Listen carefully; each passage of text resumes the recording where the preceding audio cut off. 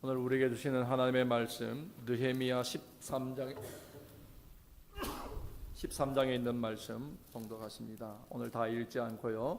13장 10절부터 14절까지 있는 말씀만 우리 함께 읽도록 하겠습니다. 느헤미야 13장 10절로 13절까지 있는 말씀 우리 함께 읽겠습니다.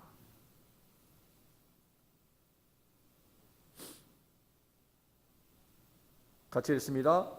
내가 또 알아본즉 레위 사람들이 받을 몫을 주지 아니하였으므로 그 직무를 행하는 레위 사람들과 노래하는 자들이 각각 자기 밭으로 도망하였기로 내가 모든 민장들을 꾸짖어 이르기를 하나님의 전이 어찌하여 버림바 되었느냐 하고 그 레위 사람들을 불러 모아 다시 제자리에 세웠더니 이에 온 유다가 곡식과 새 포도주와 기름의 11조를 가져다가 곡간에 드림으로 내가 제사장 셀레마와 서기관 사독과 레위 사람 무다야를 창고지기로 삼고 마따냐의 손자 사꿀의 아들 하난을 버금으로 삼았나니 이는 그들이 충직한 자로 인정됨이라.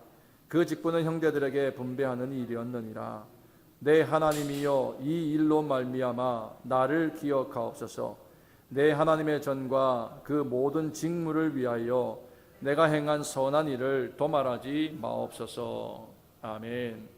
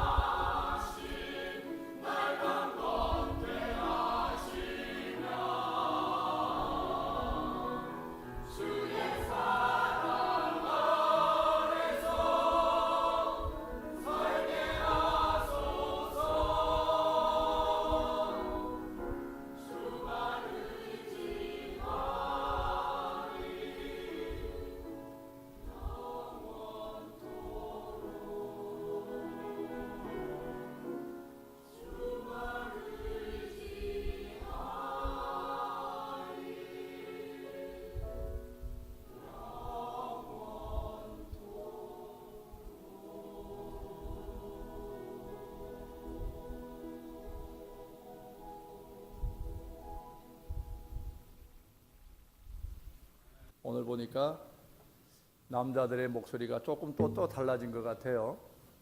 봤더니 또 파워풀한 또 한 분이 그 자리에 서셨네요.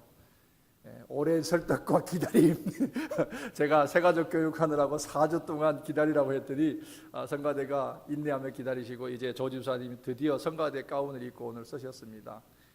조 집사님 성가대 찬양 감사드리고요. 여러분들 함께 이거 찬양으로 더 은혜 받는 우리 성가대 될 수 있도록 여러분들 기도해 주시길 바랍니다.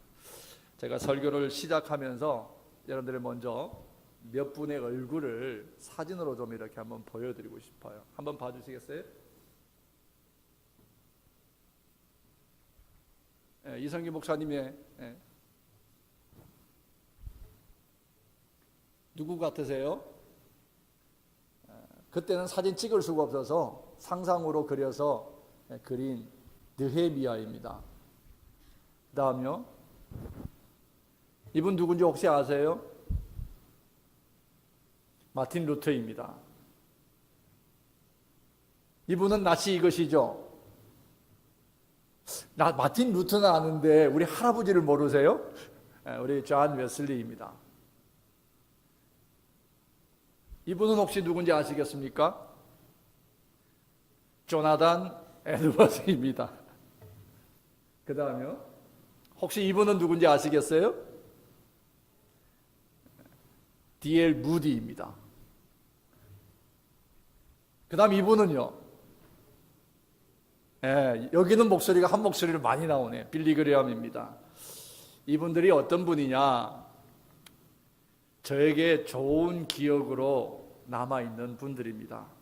이분들은 그들이 사는 시대와 그들이 살았던 세상을 향해서 하나님의 나라 회복과 부흥을 외치던 사람이 아직 넘기면 안 되는데 이렇게 사인이 안 맞아요. 이 사람은 누군지 아세요?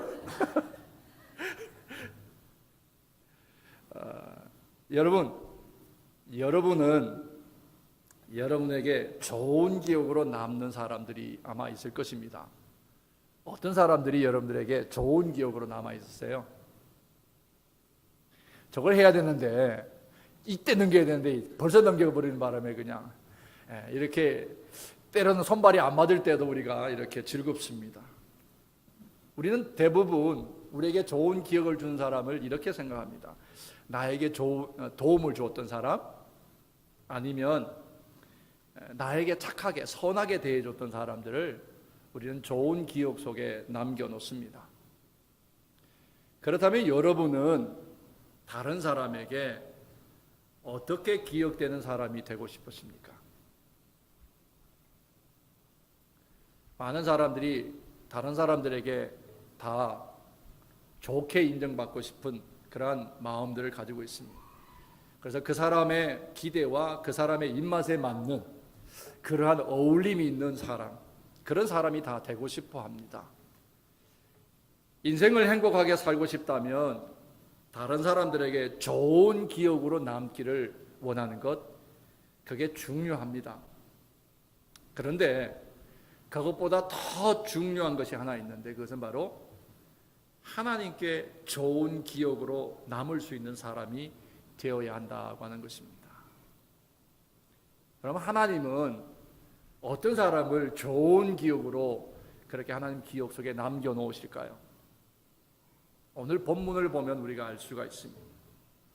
본문의 주인공인 느헤미야는 백성들이나 페르시아의 황제나 주변에 있는 나라 국가의 그 왕이나 총독들, 그렇게 사람들에게 기억되는 지도자가 아니라 바로 그 마음속에 하나님의 나라 회복과 그리고 하나님으로 인한 부흥에 대한 갈망이 정말 많았던, 그래서 그 부흥을 주도해 나갔던 그러한 인물이 바로 느헤미야입니다.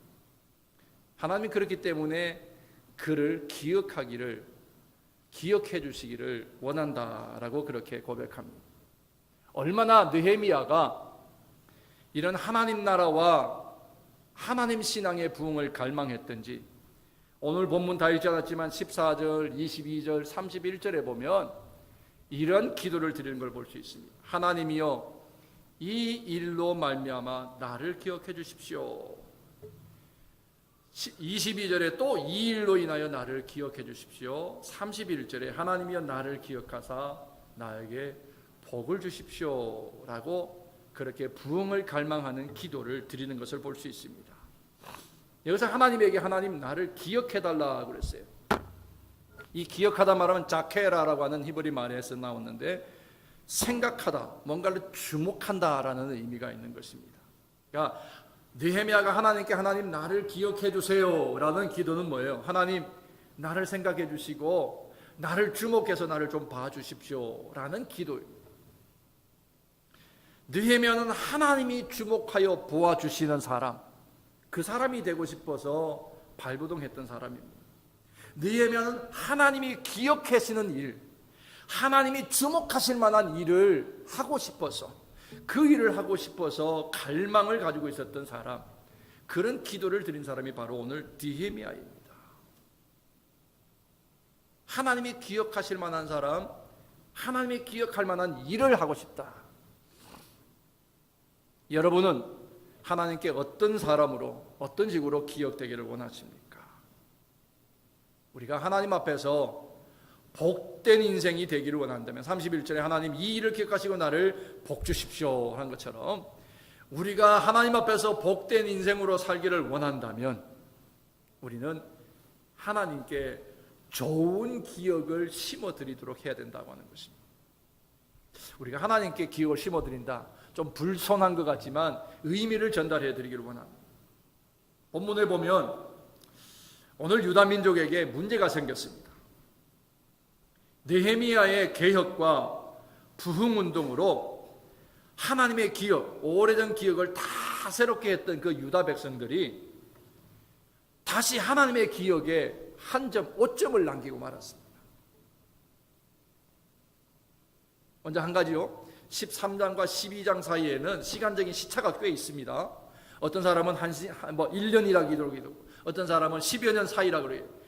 느헤미야 이 12장과 13장 사이에는 시간적인 시차가 있어요. 그 시차를 두고서 유다 백성들이 하나님의 기억을 다시금 지워버리게 만드는 그런 사건을 일으키고 만다는 것입니다. 아닥사스다 왕의 소환을 받아서 페르시아로 느헤미야가 돌아갑니다. 돌아가서 무슨 일을 어떻게 했는지 보고하기 위해서 돌아갔습니다.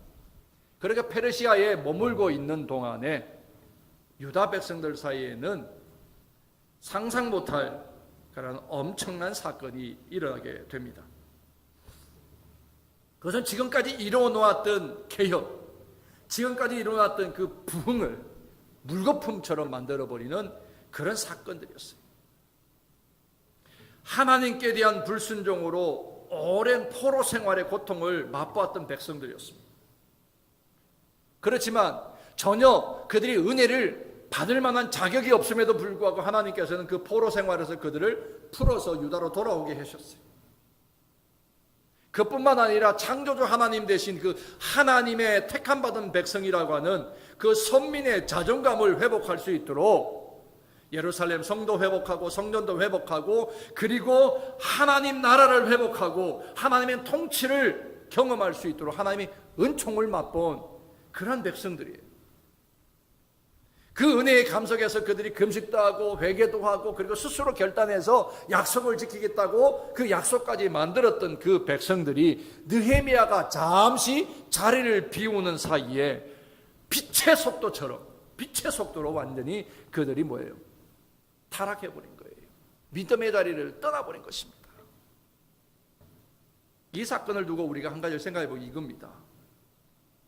정말 우리 인간의 본성 속에는 죄의 본성이 얼마나 뿌리 깊게 내려 있는지, 그렇게 140여 년 동안에 잃어버리던 땅을 회복하고 그리고 성전을 회복하고 성벽을 회복하고 백성들의 그 권위와 자존감을 회복하게 했던 그 150여 년 동안의 그 개혁과 부흥, 그 모든 역사가 한꺼번에 무너진 거잖아요. 이건 죄의 본성이 얼마나 심각하다라고 하는 것을 우리에게 알려주는 것이죠. 그래요. 우리의 신앙의 부흥과 개혁이라고 하는 것은 한 번의 기적 같은 경험을 경험한다고 그게 되는 게 아니에요. 우리의 신앙요, 한 번의 기적 같은 성령의 임재나 어떤 뜨거운 역사, 그것만 기억하고 그걸 일평생 우려서 먹는 티처럼 우려먹듯이 그렇게 우려먹는 것이 신앙 부흥운동이 아니고 개혁이 아니라고 하는 것입니다. 우리의 신앙의 부흥과 개혁은 지속적이고 그리고 끈기 있게 그 부흥을 갈망해야 되고 그것을 도전해 나가야 한다고 하는 것입니다. 자, 그러면 어떤 일이 있었기에 유다 백성들이 이렇게 완전히 모든 개혁과 부흥을 다 물거품처럼 만든 사건을 일으켰을까? 그 내용을 보면 이렇습니다.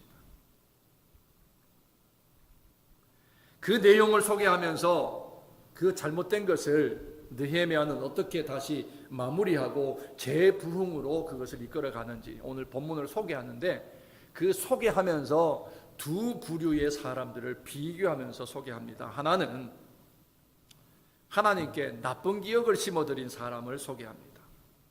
그리고 또 하나는 끝까지 하나님께 좋은 기억을 심어드리기 위해서 발버둥치는 사람, 그 두 부류의 사람을 비교해 주면서 우리의 길을 인도하는 것을 볼 수가 있습니다. 먼저 한쪽의 대표적인 인물이 누굽니까? 엘리야십이라고 하는 사람입니다. 이 엘리야십은 누구예요? 제사장이에요. 제사장. 그런데 그가 앞장서서 하나님께 나쁜 기억을 심어드리는 주인공이 되고 말았다고 하는 것입니다. 그는 느헤미야가 없자 암몬 사람 누구요? 도비야하고 결탁을 하고요. 그리고 성전을 더럽혀버립니다. 그런데 도비야가 어떤 사람이었습니까? 시기와 질투가 참 많은 사람이었어요. 페르시아로부터 느헤미야가 온다는 소식 듣고 도비야는 질투하고 시기 시작했어요. 그리고 성벽 건축할 때 때마다 방해했습니다. 심지어는 완성된 성벽을 두고 조롱했죠. 뭐라고 했습니까? 야, 니네가 지은 성벽은 여우가 올라가서 뛰기만 해도 무너질 거라고. 그렇게 조롱했던 사람이었습니다. 그리고 거짓 선자들을 만들어서 매수해가지고 이 느헤미야의 사역을 방해하고 하나님의 일을 무너뜨리려고까지 했습니다. 그것도 모자라 유다에 있는 지도자들을 매수해가지고 친분을 만들고, 그러면서 유다의 정보나 유다의 소식들을 끌어내면서 유다 민족을 혼란스럽게 만드는 장본인, 그 사람이 바로 도비야였어요. 한마디로 말하면 이 도비야는 인간적으로 굉장히 불행한 사람의 모델이라고 할 수 있을 것입니다. 잘 보세요. 그 도비야는 부흥의 시대에 유다 백성들과 함께 살았던 사람이에요. 유다가 부흥하는 그 시대에 그 유다를 주목해서 보았고 그 부흥이 어떻게 일어나는지를 누구보다도 잘 알았던 사람입니다. 그런데 왜 그가 끝까지 하나님의 주변만 맴도는 사람이고 그 부흥의 변두리만 자꾸 맴돌고 그렇게 부흥의 변두리에 서가지고 초라한 구경꾼처럼만 남았을까요? 얼마든지 그 부흥 속에 같이 뛰어들 수 있고 그 부흥을 즐길 수 있고 그것을 함께 누릴 수가 있었는데 왜 그랬을까요? 하나님이 택하신 나라, 하나님이 택하신 백성들을 통해서 일하시는 하나님의 역사를 실제로 눈으로 다 목격했어요. 함께 호흡하면서 봤어요. 그런데 그는 끝내 하나님 백성들과 하나님이 꾸는 꿈을 그들은 버렸고 다른 꿈을 꿨어요. 인간적으로 보면 참 안타깝게 그지없는 그런 불행한 아이콘이라고 할 수 있습니다.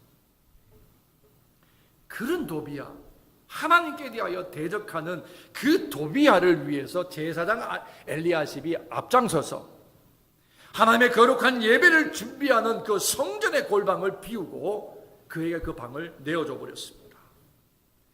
그리고 도비야와 함께 레위인들의 직무를 방해했어요. 그 레위인들을 방해하자 더 이상 레위인들이 성전 제사를 드릴 수 없는 지경에 있게 되자 레위인들이 다 흩어져 버렸습니다.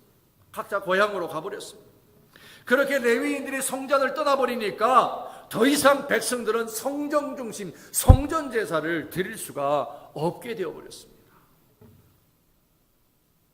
이러한 일을 자행한 대표적인 인물이 바로 엘리야십입니다. 그렇게 그와 백성들은 하나님 앞에 스스로 약속하고 봉인했던 그 약속을 스스로 다 깨뜨려 버렸습니다. 여러분, 이것은 그 시대의 문제만은 아닌 것 같아요. 오늘 우리가 사는 이 시대에도 우리는 동일한 문제들이 얼마든지 있습니다. 디모데전서 6장 3절에서 5절 말씀에 보면 이런 말씀이 있습니다. 누구든지 다른 교훈을 하며 바른 말 곧 우리 주 예수 그리스도의 말씀과 경건에 관한 교훈에 창념하지 아니하면 저는 교만하여 아무것도 알지 못하고 변론과 언쟁을 좋아하는 자니 이로써 투기와 분쟁과 회방과 악한 생각이 나며 마음이 부패하여지고 진리를 잃어버려 경건을 이익의 재료로 생각하는 자들의 다툼이 일어난다. 디모데전서의 이 바울의 권면처럼 지금 느헤미야가 지금 다시 돌아온 그 자리에 일어나는 역사가 똑같은 거예요. 우리가 예수 그리스도의 말씀과 그의 경건의 교훈을 한시라도 우리가 놓치게 된다면 우리에게는 즉시 뭐가요? 악한 생각이 우리에게 찾아와서 우리의 마음을 부패하게 만들고 우리를 진리 가운데서 떠나게 하여서 우리를 혼란스러운 그리스도인의 삶으로 끌어가게 된다는 것입니다. 사실 우리가 처음 주님을 만나 은혜를 받을 때 유다 백성들처럼 그 마음에 부흥이 일어날 때에 유다 백성들처럼 우리가 하나님 말씀으로만 살겠습니다. 충성을 우리가 약속하고 그렇게 우리의 믿음에 출발한 적이 있을 것입니다. 그런데 그 결심은 끝까지 지켜질 수 있을 때에 그것이 바로 믿음이 될 수가 있는 것 아니겠습니까? 엘리야십은 사실은 느헤미야와 함께 그 전에 없었던 큰 민족의 부흥을 이끌었던 그 현장에 있었고 그 부흥을 믿음으로 그리고 하나님 신앙으로 이끌어가는 그런 지도자로 함께 했던 사람이었습니다. 그런 제사장 엘리야십이 누구도 상상하지 못할 일을 스스로 저지르 뿐만 아니라 성 안에서 장사하면서 안식일을 지키지 않는 사람들을 내버려 뒀어요. 어쩌면 뒷돈도 받았을지 모르겠죠. 그리고 장사하는 사람들로 성 안을 가득 채우고 그 사람들의 경제적인 것이 부흥하게 되니까 그로 인해서 외부에서 사람들이 들어오게 되니까 경제가 더 늘어나게 되니까 그때부터 사람들이 이방인들과 결혼을 하는 일들까지 일어나게 됩니다. 그 일들이 엘리야십 가문에까지 다 들어와 있었습니다. 이 엄청난 일을 저지른 엘리야십과 백성들을 향해서 느헤미야가 하는 조치를 한번 보십시오. 어떻게 했는지 8절과 9절에 보면 느헤미야의 말씀이 이렇게 기록되어 있어요. 내가 심히 근심하여 도비야의 세간을 그 방 밖으로 다 내어 던지고 명령하여 그 방을 정결하게 하고 하나님의 전의 그릇과 소재물과 유향을 다시 그리고 들여놓았다. 그렇습니다. 뭘 했다는 거예요? 성전을 원래의 모습으로 되돌려 놓는 일을 느헤미야가 했다는 것입니다. 느헤미야가 한 이 조치는 그냥 성전의 기물만 다시 돌리고 방 안에만 그렇게 방만 확보하는 것이 아니었습니다. 이건 뭐예요? 하나님의 백성들의 삶 속에 그리고 하나님의 택함받은 백성들의 그 신앙 속에 슬그머니 찾아와 있는 세속주의를 내쫓는 거예요. 세상적인 것들을 다 내어 쫓는 것입니다. 이방 민족과 통혼하는 것을 금하겠다고 약속했지만 스스로 그들이 그걸 깨고 암몬과 모압 사람들과 더불어 결혼을 했어요. 그것도 모자라 성벽 건축을 방해하고 어쨌든 그 성벽 건축을 했던 느헤미야를 죽이려고까지 계획했던 그 사람 도비야를 어디에요? 그 성전 안에 두어서 하나님의 성전에서 드려지는 성전 제사를 방해하고 그 일을 못하게 하는 일을 하게 만들었다는 거예요. 정말 통곡할 일이죠. 이런 통곡할 일들 그 시대의 역사적인 얘기로 끝나는 것이 아니라 오늘 우리 안에 우리 삶과 우리의 믿음 안에도 그런 세속주의들이 얼마나 많이 찾아와 있느냐는 것입니다. 그리스도의 몸된 거룩한 교회에 주님이 받으셔야 될 찬양, 주님이 받으셔야 될 영광, 주님이 받으셔야 될 그 예배의 자리를 세상적인 것들이 차고 들어왔어요. 그래서 그것이 예배의 대상이 되어버리고 그것이 우리의 찬양의 제목이 되는 것처럼 그렇게 우리의 신앙을 세속화시키고 타락하게 만드는 것입니다. 그런데 세속주의의 가치관 특징이 뭐 어떤 것이 있습니까? 가장 큰 특징이 뭐예요? 세속주의는 자기중심적이라는 거예요. 그게 가장 큰 특징입니다. 제가 뉴에이지를 말씀드리면서 말씀드렸습니다. 자기에게 유익이 되면 무조건 그것이 선한 것이라고 인정해요. 자기중심적인 가치관이잖아요. 그러나 자기에게 유익이나 되지 않고 해가 된다면 무조건 그건 틀린 거예요. 그리고 무조건 그거는 나쁜 것이라고 던져버려요. 이것이 세속화되어 있는 세상 속에서의 가치관이라 할 수 있을 것입니다. 그렇기 때문에 그들이 생각하는 사고의 방식은 항상 뭐예요? 이기적인 거예요. 자기중심적인 거예요. 그렇기 때문에 자기 삶의 주인은 반드시 자기예요. 하나님은 들어갈 자리가 없어요. 생애의 목적은 자신의 즐거움을 위한 것이 목적이에요. 이것과 다른 세상적인 가치관과 세속적인 가치관과 다른 것이 뭐예요? 바로 하나님 중심, 하나님의 말씀을 근거로 하는 삶의 가치관 아니겠습니까? 그렇기 때문에 삶의 주인은 내가 아니고 하나님이시고요. 그리고 생애의 목적 또한 나를 위한 것이 하나도 없이 다 하나님의 영광을 위하여 하나님의 나라를 위하여서 하는 그것이 생애의 목적이 되는 것, 그것이 바로 하나님 중심의 가치관으로 살아가는 사람들의 모습이죠. 여러분, 우리가 살고 있는 삶의 주변을 한번 보십시오. 심지어 우리가 다니는 교회 안에서 우리는 세상적인 가치관이 더 많은지 아니면 하나님 중심의 신앙과 하나님 중심의 가치관이 더 우리 주변에 더 많은지 우리는 한번 돌아봐야 돼요. 내 안에, 그리고 우리의 공동체 안에 하나님 중심의 가치관과 하나님 중심의 어떤 신앙이 아닌 세상적인 가치관과 세상을 향한 그런 세속주의적인 경향이 있다면 우리는 과감히 그것을 도전해야 되는 거예요. 오늘 그 느헤미야는 그 도전을 어떻게 했는지 8절과 9절에 봅니다. 그가 내가 심히 근심하여 도비아의 세간을 그 방 밖으로 던져버렸다 그랬습니다. 느헤미야는 굉장히 근심을 했다고 그랬어요. 왜? 이 민족이 또 하나님의 마음을 아프게 했기 때문에. 하나님이 얼마나 속상하실까 그는 근심한 것입니다. 저러다가 또 이 민족이 또다시 망하고 또다시 포로 생활을 하지 않을까 근심한 것입니다. 그리고 그 결과는 민족의 미래는 반드시 하나님의 진노가 따르지 않을까 그는 근심하게 된 것입니다. 그래서 그는 또 다른 모습으로 이 근심이라는 표현의 말을 들어서 보면 불쾌하다, 비통하다, 화가 난다는 의미가 있어요. 근심했다는 말은 민족에 대한 근심도 있지만 하나님을 생각하니까 하나님의 신앙을 헛되이 하는 그 모습을 보니까 느헤미야가 화가 났어요. 분통이 터졌습니다. 그래서 어떻게 했어요? 도비아의 세간을 다 문 밖으로 던져버렸다. 박살을 내버린 거죠. 느헤미야는 하나님을 알았어요. 느헤미야는 역사를 다 알았어요.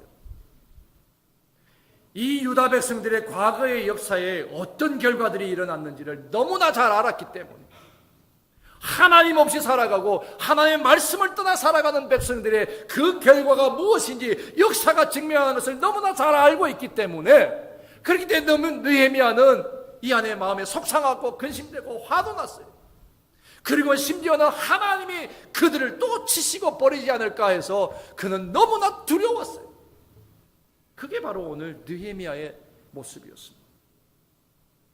그렇기 때문에 그 안에 하나님 신앙을 생각하니까 너무나 사람들이 불쾌하고 너무나 화가 나니까 도비아의 것을 하나도 남김없이 다 던져 태워버리고 부셔버렸습니다. 단호한 결단입니다.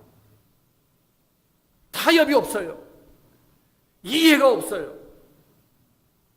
하나님 신앙에 대한 어떠한 도전도 티끌도 하나 용납하지 않겠다라는 그러한 단호한 조치를 여기서 하고 있는 것을 볼 수가 있습니다. 그리고 그 자리에 다시금 다 청소하고 하나님의 것으로 다시금 가득하게 채웁니다. 여러분, 우리도 우리를 대적해 놓은 도비아와 같은 이 세속주의적인 그러한 가치관, 타협하며 살아가고 이것도 옳고 저것도 옳고 니도 옳고 나도 옳고 모든 것이 다 옳다라고 인정할 수 있는 그러한 것이 아니라 분명하게 하나님 신앙이면 하나님 신앙, 아니면 가나안의 신앙이면 가나안의 신앙을 선택하라고 했던 그 여호수아의 또 모세의 그러한 부르짖음들 우리가 다시 한 번 더 기억해야 되지 않겠어요? 내 삶 속에 찾아와 있는 세속주의, 하나님 없이 살아가는 불신앙의 그 모든 것들을 티끌 하나 남기지 않고 걷어내려고 하는 그러한 영적인 부흥을 갈망하는 저나 여러분들이 될 수 있기를 주의 이름으로 축원합니다. 더욱이 우리는 하나님의 거룩한 말씀으로 거듭난 사람이고 하나님의 거룩한 영이 우리 안에 거하지 않습니다. 그 성전이에요. 이 하나님의 거룩한 영이 거하시는 성전을 세상의 것으로 더럽힐 수가 없지 않느냐 하는 것입니다.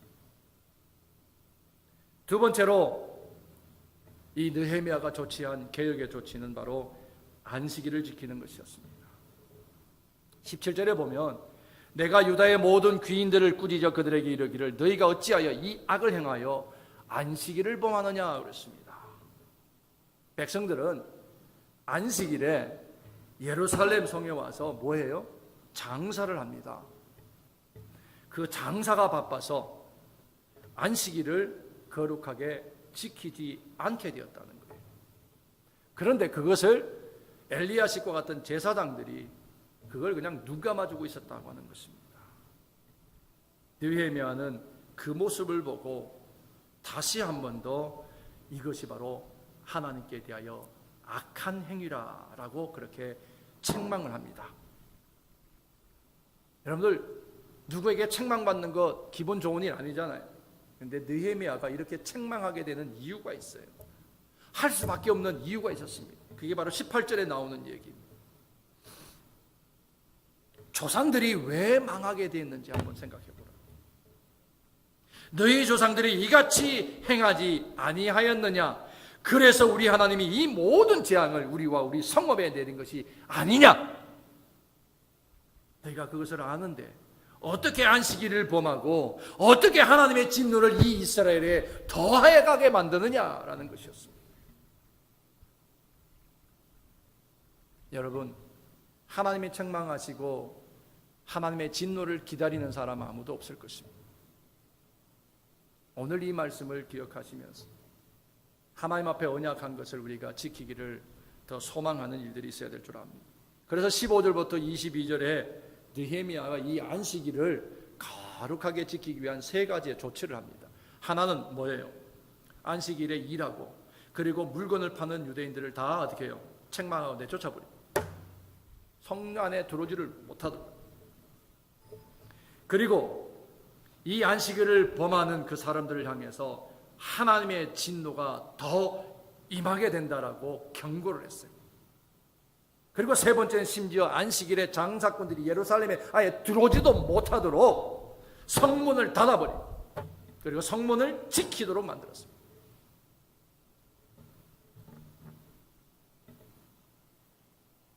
우리가 영적인 부흥과 하나님의 자녀로 온전히 살기를 원한다면 우리는 이러한 믿음의 단호한 결정과 결단들이 필요할 때가 있다고 하는 것입니다.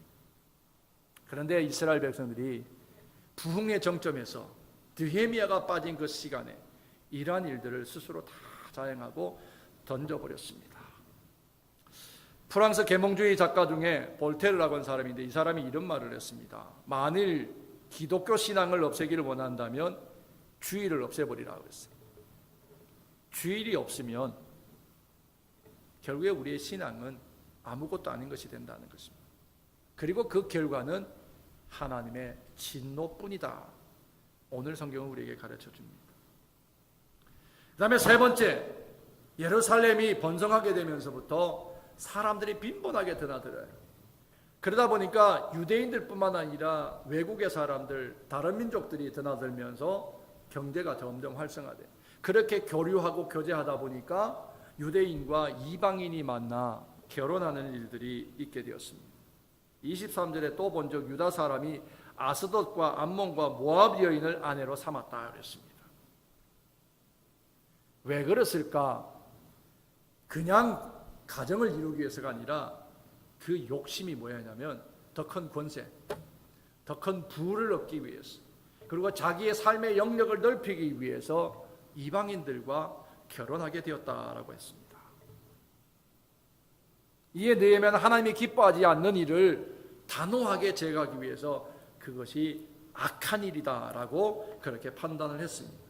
그리고 그들 중에 몇 사람을 데려다가 어떻게 했어요? 때렸다고 했어요. 그리고 머리털을 뽑아버렸다고 했어요. 그렇게까지 하는 이유가 뭘까요? 느헤미야는 그렇게 해야 되는 이유를 오늘 본문에서는 솔로몬 때문이라고 했어요. 솔로몬 왕이 그의 치세가 아버지의 덕을 입어서 치세가 점점 올라가다 주변의 사람들이 다 굽실굽실하게 되니까 그 사람들하고 좋은 관계를 유지하기 위해서 뭐예요?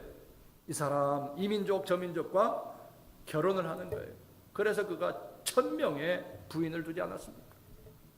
그러면서 자기의 영역을 확대시켜요. 그리고 자기의 권세를 확대시켜요. 자기의 부를 자랑하기 시작했던 거예요. 그런데 그 결과가 무엇이었냐는 것이에요. 그 결과 솔로몬은 헛되고 헛된 것밖에 남기지 못했다라고 하는 것입니다. 이 이스라엘의 역사, 이 백성들의 역사를 너무나 느헤미야가 잘 알기 때문에 이제는 그 백성들이 행하는 그 일을 눈뜨고 보고 있을 수만 없었던 거예요. 그래서 그를 책망하고 내쫓고 머리털 뽑고 때리고 심지어는 제사장 엘리야십을 제사장직에서 쫓아내버리고 그 가족들을 제사장으로 세우지 아니하는 일들까지 있었다고 하는 것입니다. 그리고 다시 한 번 더 다 정비한 다음에 새롭게 제사장을 세우고 새롭게 레위인들이 다 들어와 성전 제사가 완전히 다시 회복되는 그 재부흥의 역사를 느헤미야가 만들어갔다고 하는 것입니다. 어떻게 느헤미야가 이런 재부흥을 이끌을 수 있었을까요? 다른 거 없습니다. 딱 두 가지. 그는 첫 번째는 하나님의 말씀을 알았다는 거예요. 하나님의 뜻이 무엇인지를 알았다는 거예요. 왜 유다를 하나님이 버리셔야만 했고 왜 또다시 그들을 회복시키기를 원하시는지 느헤미야는 너무나 잘 알았습니다. 그 백성으로 온 세계와 열방이 하나님을 알고 하나님께로 돌아오는 축복의 통로요 구원의 통로로 삼기를 원했던 그 하나님의 크고 비밀한 것을 느헤미야는 너무나 잘 알았고 확신했기 때문에, 그렇기 때문에 그 하나님의 마음, 그 안타까워하는 하나님의 마음을 알았기 때문에 그는 이 일을 끝까지 할 수가 있었다고 하는 것입니다.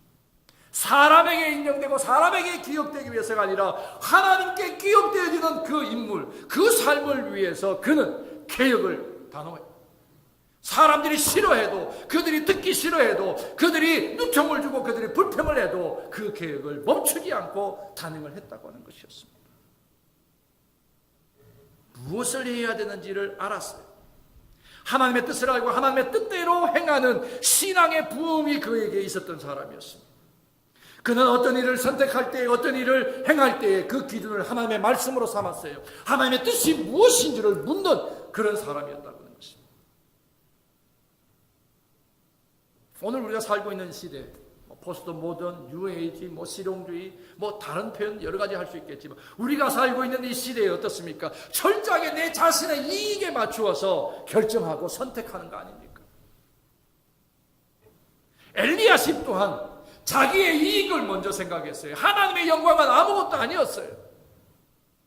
그토록 수십 년 동안 잃어버리고 회복하는 그 과정을 다 배우고 알았는데도 엘리야십에 앞장서서 그 일을 먼저 자신의 이익을 위해서 먼저 그런 악행을 행했다라는 것이었습니다. 하나님의 말씀을 기준으로 삼는 사람, 하나님의 말씀에서 내가 무엇을 선택해야 되고 무엇을 결정해야 되고 무엇을 행해야 될지 그 이유와 방법을 찾는 사람, 그 사람이 바로 느헤미야였어요. 그렇기 때문에 이 부흥을 완성할 수가 있게 되는 것이었습니다. 두 번째는 무엇이었을까요? 그는 기도하는 사람이었어요. 기도하는 사람이었어요. 느헤미야 1장에서 그는 예루살렘이 무너진 소식을 형제로부터 들었어요.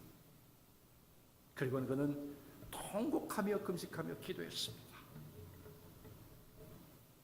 그리고 그 안에 마음의 결정이 되고 결단이 생기고 아닥사스다 왕에 가서 설 수 있도록 하나님의 도우심을 구하는 기도를 했어요.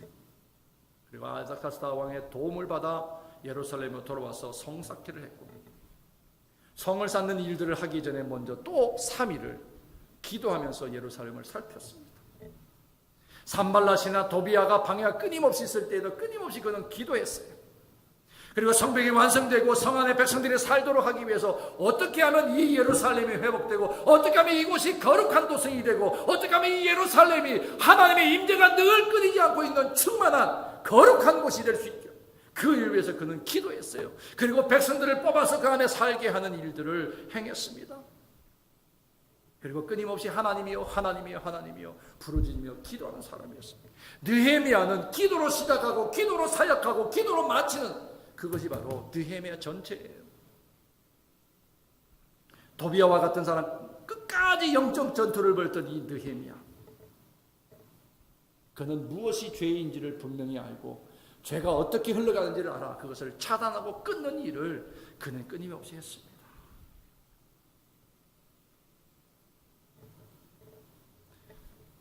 사랑하는 성도 여러분, 우리 안에 영적인 부흥이 지속되기를 갈망하신다면 하나님의 뜻이 무엇인지 하나님 말씀 안에서 찾으셔야 돼요.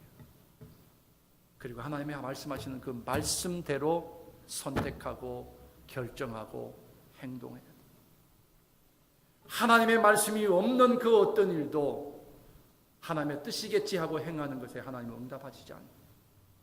반드시 하나님이 하시는 말씀을 듣고 행동하여, 그래서 느헤미야와 같이 정말 참 부흥과 우리 신앙의 개혁이 일어나는 그 역사를 경험하는 우리 개인 그리고 우리 공동체가 될 수 있기를 주의 이름으로 축원합니다. 무엇보다 끊임없이 기도하는, 무릎으로 기도하는 그것이 우리의 부흥을 지탱하게 하고 그것을 더 크게 부흥하게 하는 원동력이 된다는 사실을 기억하시니, 말씀과 기도로 더 우리를 자신을 무장하며 이 시대를 변화시키고 개혁하고 하나님의 나라 회복과 부흥을 이뤄내는 거룩한 하나님의 사람들 다 될 수 있기를 주의 이름으로 부탁합니다. 잠시 기도하겠습니다. 하나님 감사합니다. 오늘 이 자리에 있는 것, 이 자리에 서게 된 것이 감사요 감격입니다. 하나님이 가지신 뜻이 무엇인지, 하나님 우리를 향하신 계획이 무엇인지 다시 한 번 더 알고, 또한 그 뜻에 순종하기 위해 우리가 말씀으로 날마다 묵상하며 기도로 하나님의 응답하심을 기다리는 부흥의 사람 되기를 결단합니다. 그 부흥을 지속하며 이 세상을 변화시키고 바꿔 나갈 위대한 그리스도인 되기를 결단합니다. 하나님, 이 결단은 무너지지 않도록 성령이여 우리를 붙드시고 강건케 하시고 충만케 하셔서 주의 날이 임할 때까지 달려가기를 쉬지 아니하는 거룩한 하나님의 사람들 되게 하옵소서. 이 결단과 함께 주님과 온전히 하나 되기 원하여 거룩한 성찬으로 들어갑니다. 이 성찬에 하나님 임재하셔서 하나 되게 하심이 힘써 지켜짐이 되는 은혜가 넘치게 하옵소서. 예수님 이름으로 간구하옵나이다. 아멘.